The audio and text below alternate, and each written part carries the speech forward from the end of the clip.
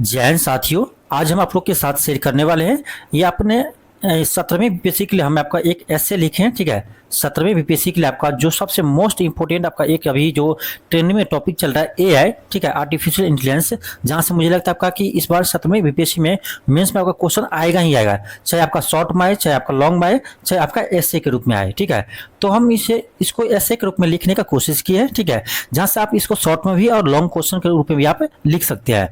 तो चलिए हम देखते हैं और ये बताइएगा कि ये मेरा आपका अपना नोट्स है वो आप लोगों को कैसे लगा। ठीक है, कमेंट बॉक्स में जरूर बताइएगा।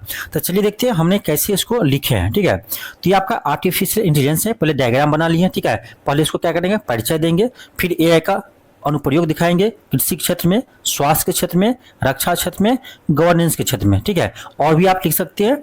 फिर देखेंगे भारत में एआई के समक्ष चुनौतियां और भारत की प्रमुख पहल देखेंगे एआई के क्षेत्र में और आगे की राह देखेंगे। ठीक है, मुझे लगता है आपका कि यहाँ से आपका प्रश्न आ सकते हैं, चाहे आपका ऐसे के रूप में आए, चाहे आपका शॉर्ट क्वेश्चन में आए, चाहे आपका लॉन्ग क्वेश्चन में आए। ठीक है, लेकिन ज्यादा उम्मीद लगता है मुझे ऐसे के रूप में आपका पूछ सकता है आर्टिफिशियल इंटेलिजेंस का क्वेश्चन। ठीक है, तो चलिए देखते हैं इसका परिचय पहले देख लेते हैं।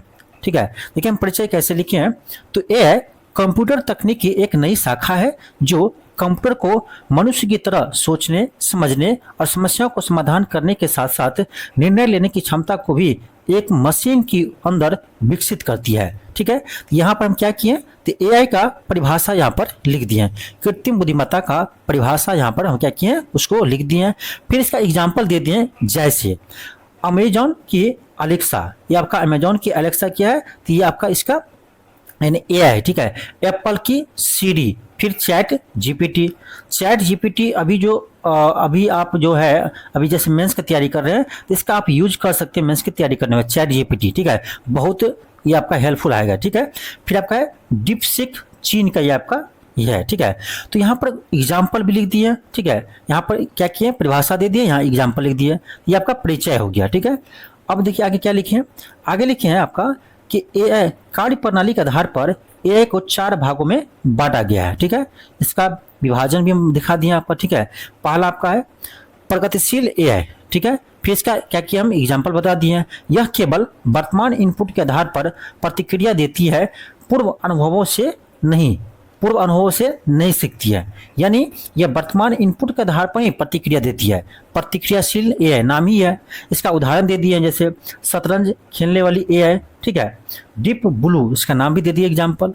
फिर इसका देखिए अगला आपका जो प्रकार है वो लिखिए आपका सीमित स्मृति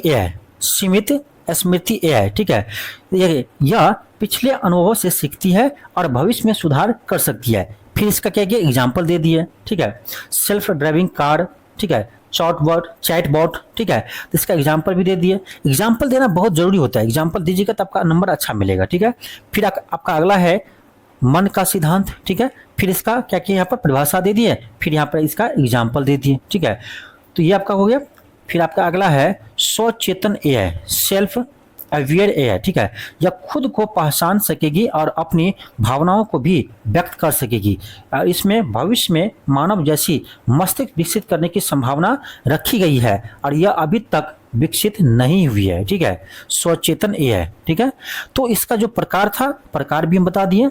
अब हम क्या देखेंगे, तो एआई का अनुप्रयोग देखेंगे। ठीक है, और इसको देखो डायग्राम के रूप में हमने आपको इसको दिखाया है, एआई का अनुप्रयोग। ठीक है, आप ऐसे बनाते ना, ठीक है, डायग्राम बनाते हैं आप एग्जाम में तो आपका नंबर इंक्रीज होगा। ठीक है, ये डायग्राम जैसे जितना बनाएगा, फ्लो चार्ट बनाएगा, उससे क्या होता है, नंबर आपका एग्जाम में अच्छा देता है। ठीक है, यहाँ पर हम क्या किए, तो एआई का अनुप्रयोग को हम दिखा दिए डायग्राम के रूप में। ठीक है, बहुत सारे क्षेत्र है, शिक्षा के क्षेत्र में, व्यवसाय के क्षेत्र में, स्वास्थ्य के क्षेत्र में, साइबर सुरक्षा के क्षेत्र में, कृषि के क्षेत्र में, मीडिया के क्षेत्र में, यातायात प्रबंधन के क्षेत्र में और साइंस और रक्षा के क्षेत्र में। ठीक है, तो जो इसका अनुप्रयोग है जिस क्षेत्र में, सभी को हम यहाँ पर क्या किया, दिखा दिए।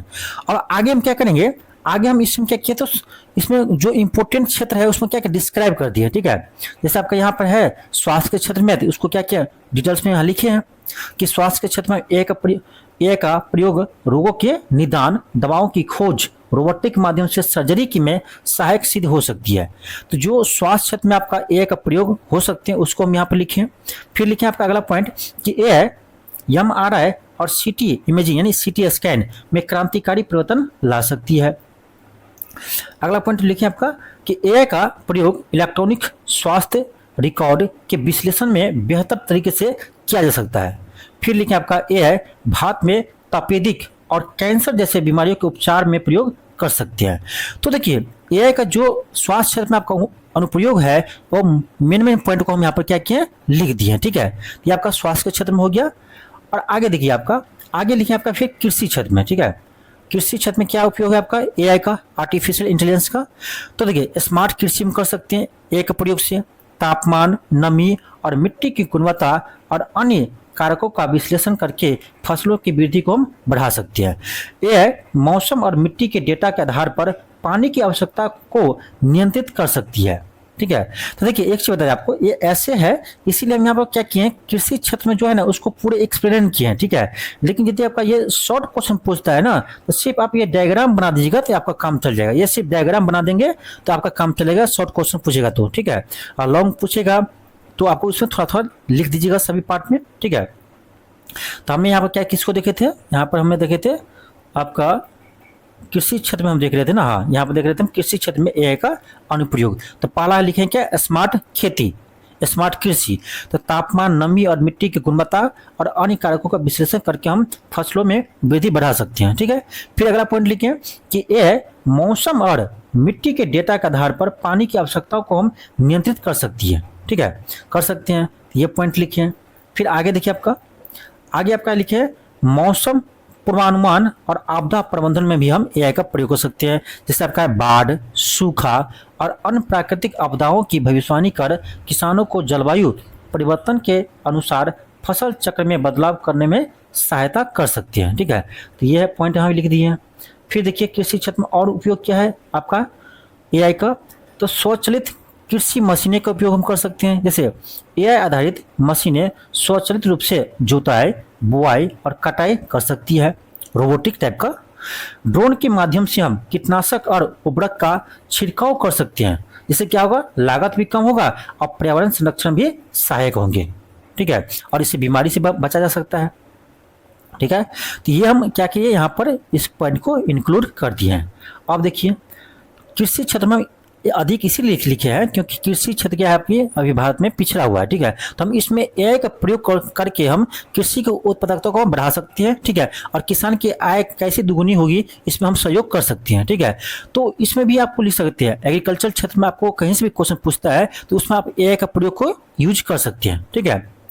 तो देखिए कृषि वित्त और बीमा, एआई के माध्यम से किसानों की वित्तीय स्थिति और जोखिम का आकलन कर सकते हैं। और ड्रोन और सैटेलाइट डेटा के अनुसार, ठीक है, के आधार पर नुकसान का आकलन कर सकते हैं। जैसे आपका बाढ़ से नुकसान होता है, ठीक है, जैसे आपका मौसम में परिवर्तन होगा उससे नुकसान ही होता है, तो उसका आकलन करने के लिए हम ड्रोन और सैटेलाइट का यूज कर सकते हैं, ठीक है।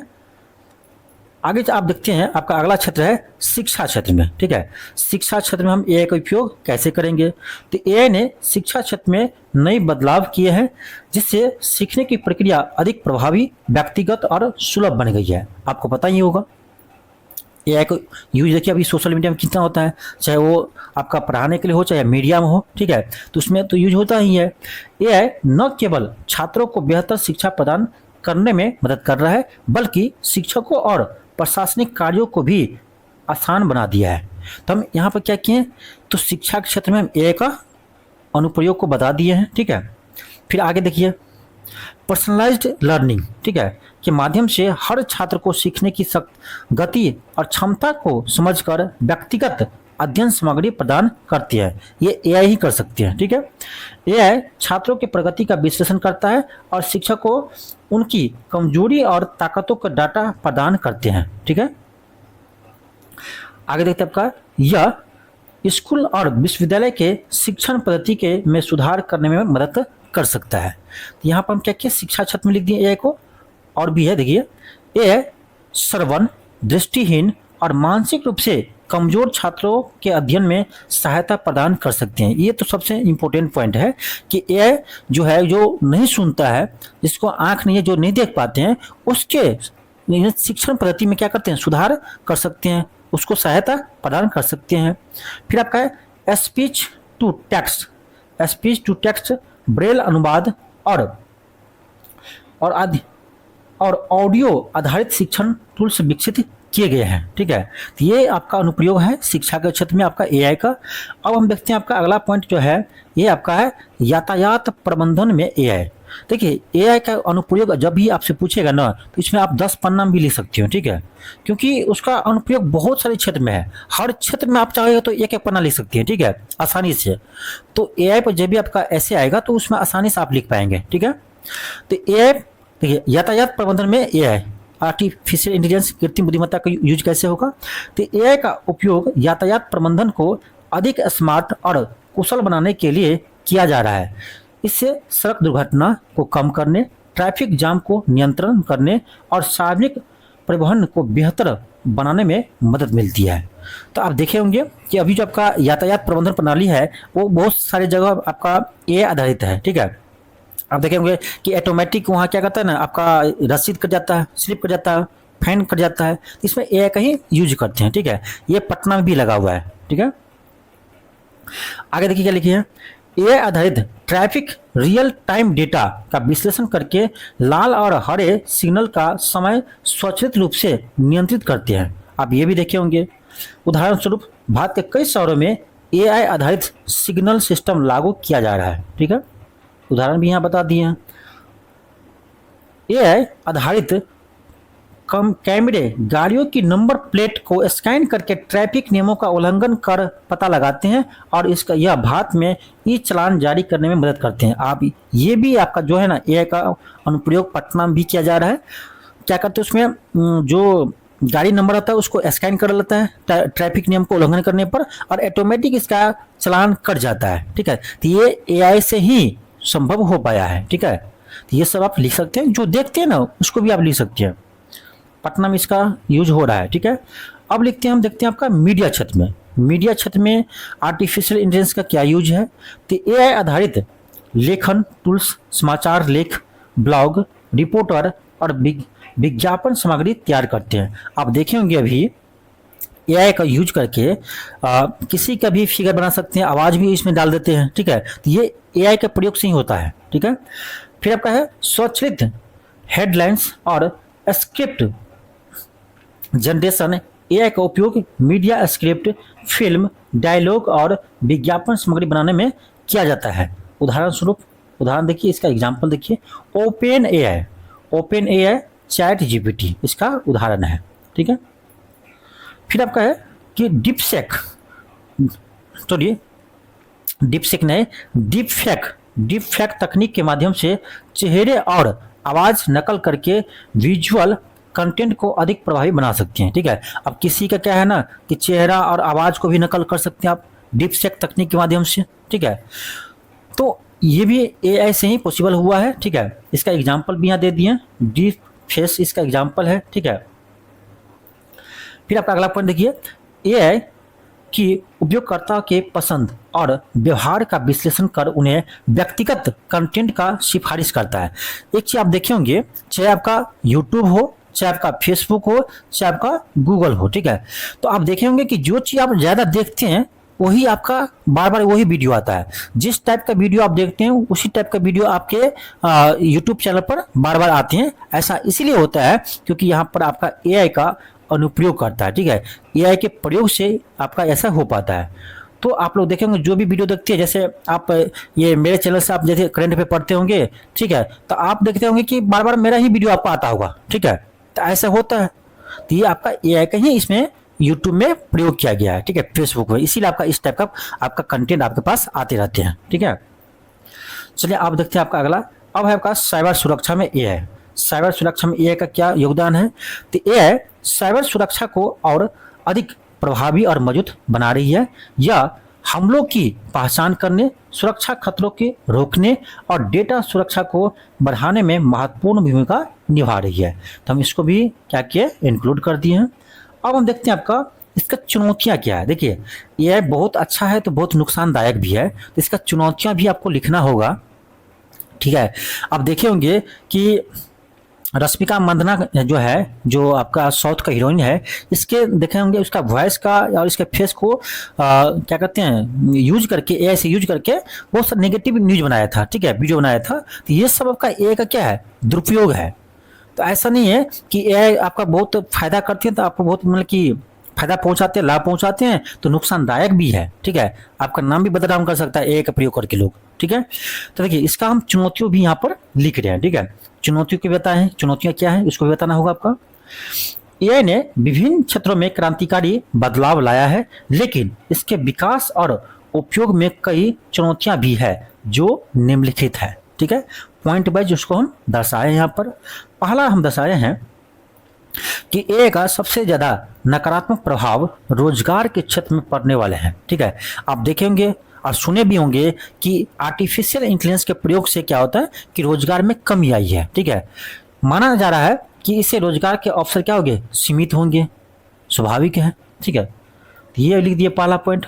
अगला पॉइंट लिखिए आपका क्या, तो आर्टिफिशियल इंटेलिजेंस यानी एआई एल्गोरिदम का उपयोग करके भरमाक सूचना, ठीक है, फैला सकते हैं, जनमत को प्रभावित कर सकते हैं, सामाजिक और के दायरे के विरुद्ध विकृत करने में अपनी भूमिका निभा सकती हैं। अब देखिए ये क्या पॉइंट कर रहा है, ये पॉइंट ये कर रहा है कि देखिए एआई का प्रयोग करके लोग भ्रामक सूचना आपको फैला सकते हैं, जनमत को प्रभावित कर सकते हैं। मान लीजिए कि अभी देखे होंगे कि नेता में बहुत सारे मीम्स बनते हैं, ठीक है, तो वो एआई का प्रयोग करके, ठीक है, हो सकता है कि कोई नेता है, कोई भाषण ऐसा नहीं भी दिया हो, लेकिन लोग एआई का प्रयोग करके उसका उल्टा अर्थ निकाल सकते हैं, अर्थ उल्टा बना सकते हैं, जिससे जनता को लगेगा नहीं ये सही में भारत विरोधी बात बोल रहे हैं। तो ठीक है, तो क्या है, जनमत को प्रभावित कर सकते हैं, ठीक है। तो ये आपका एआई का दुरुपयोग है, ठीक है। और चलिए देखते हैं आप और क्या लिखे हैं।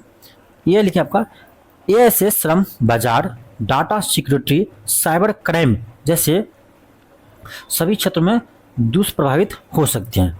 आप देखेंगे इस साइबर क्राइम ये सबसे बड़ा अभी क्या है, दुष्परिणाम है आपका एआई का। हाँ, साइबर सुरक्षा में भी हम एआई का यूज कर सकते हैं, ठीक है।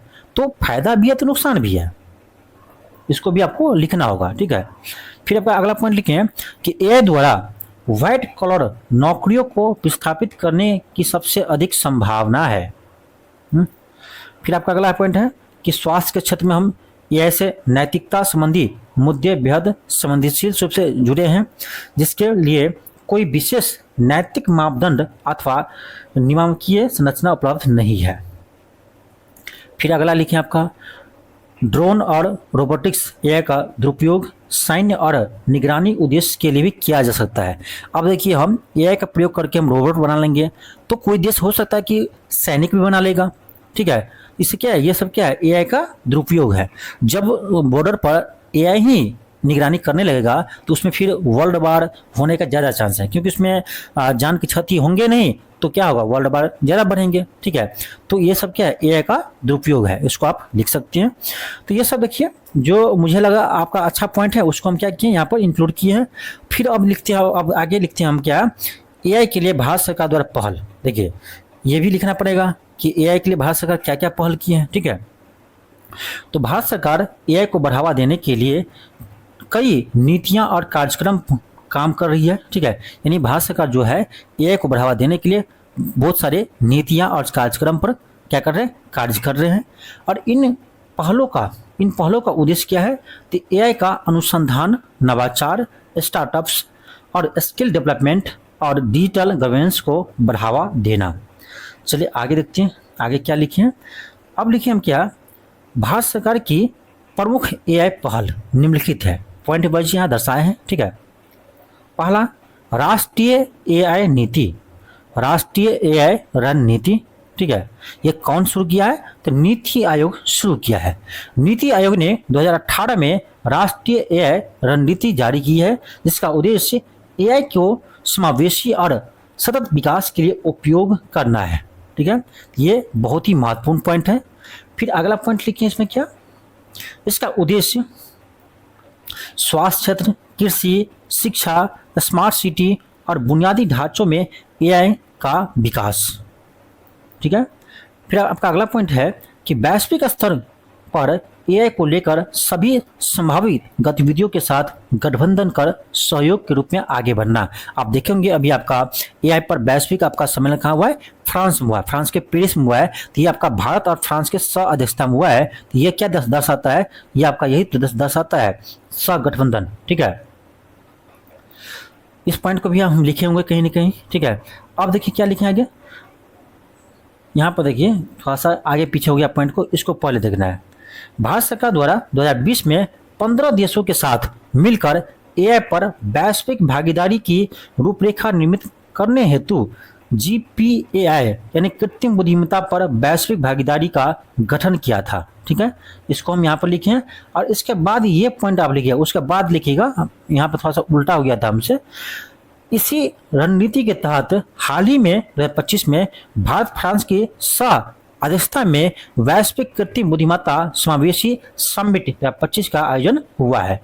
तो कैसे आप करेंट अफेयर को इंक्लूड करेंगे अपने एसे में या अपने आंसर में, ये आप पे डिपेंड करता है, ठीक है। तो हमने क्या किया यहाँ पर, ये करेंट का जो आपका अभी चर्चा में था उसको हम क्या किया यहाँ पर इंक्लूड कर दिया, ठीक है। फिर आगे लिखिए आपका, देखिए अगला आपका है, नीति आयोग ने भारत के पहले एआई आधारित क्लाउड कंप्यूटिंग इंफ्रास्ट्रक्चर का निर्माण की पहल की है। फिर आपका आगे लिखे हैं कि प्रधानमंत्री कौशल विकास योजना के तहत एआई मशीन लर्निंग और डेटा साइंस के कोर्स शुरू किए गए हैं।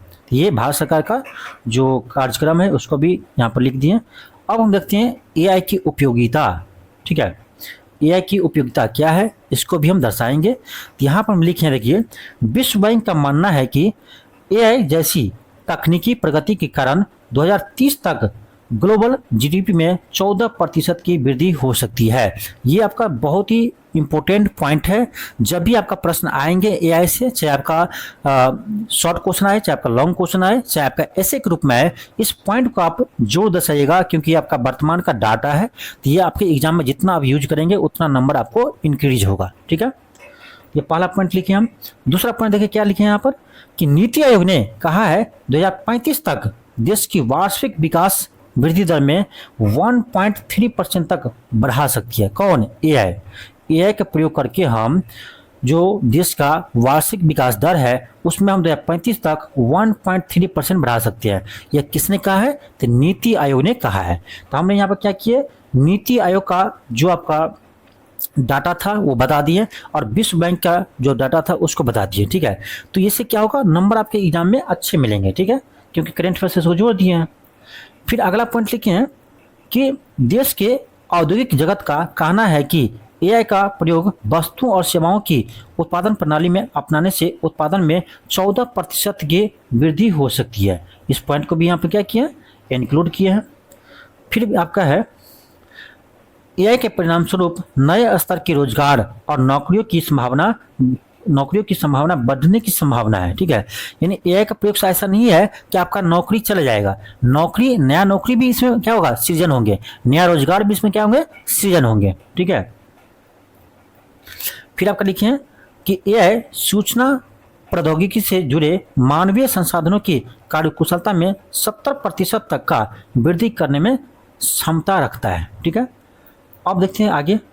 अब आपका है आगे की राह, ठीक है। हम लोग क्या क्या देखे हैं, तो एआई का परिभाषा देखे हैं, एआई का प्रकार देखे हैं, फिर एआई का अनुप्रयोग देखे हैं, ठीक है, एआई की चुनौती देखी है, अब और एआई के लिए भारत सरकार द्वारा किए गए कार्य देखे हैं, ठीक है।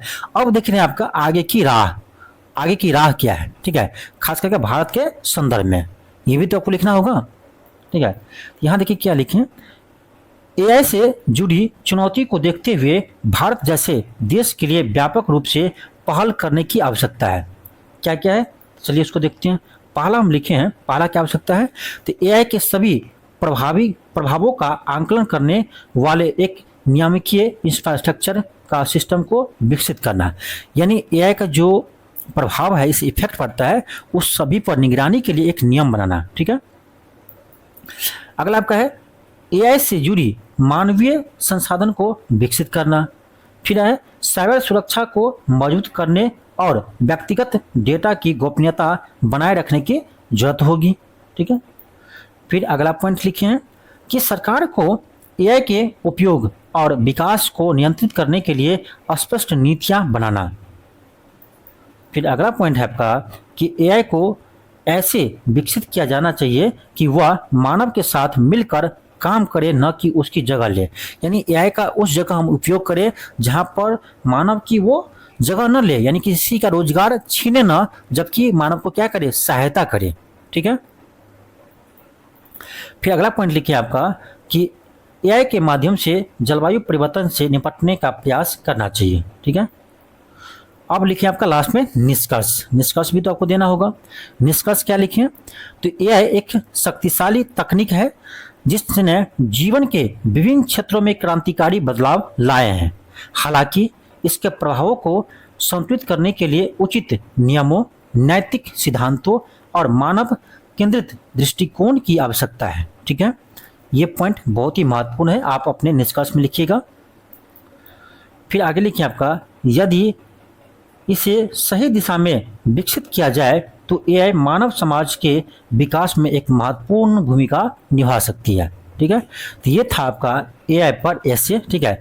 तो मुझे लगता है आपका एसे के लिए पॉइंट इतना बहुत ही आपका महत्वपूर्ण है। ठीक है। आप इस पर इतने पॉइंट लिखते हैं तो आपका आसानी से एसे में आपको अच्छे नंबर आएंगे। ठीक है।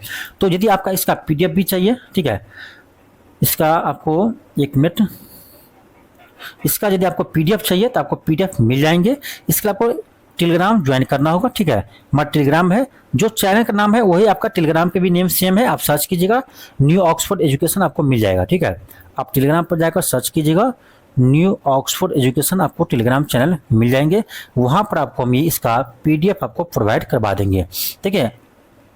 क्लास करवाने के लिए आपको बहुत सारे करवा सकते हैं, खुद बहुत सारे नोट्स बनाए हैं। ठीक है। हर विषय पर आपको बनाए हैं, लेकिन थोड़ा समय का अभाव है इसलिए आपको हम शेयर नहीं कर पाते हैं। ठीक है।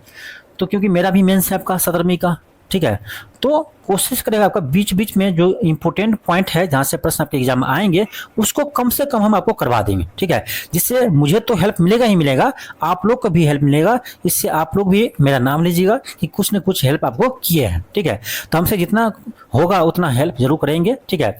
चलिए मिलते हैं नेक्स्ट क्लास में। थैंक यू, धन्यवाद।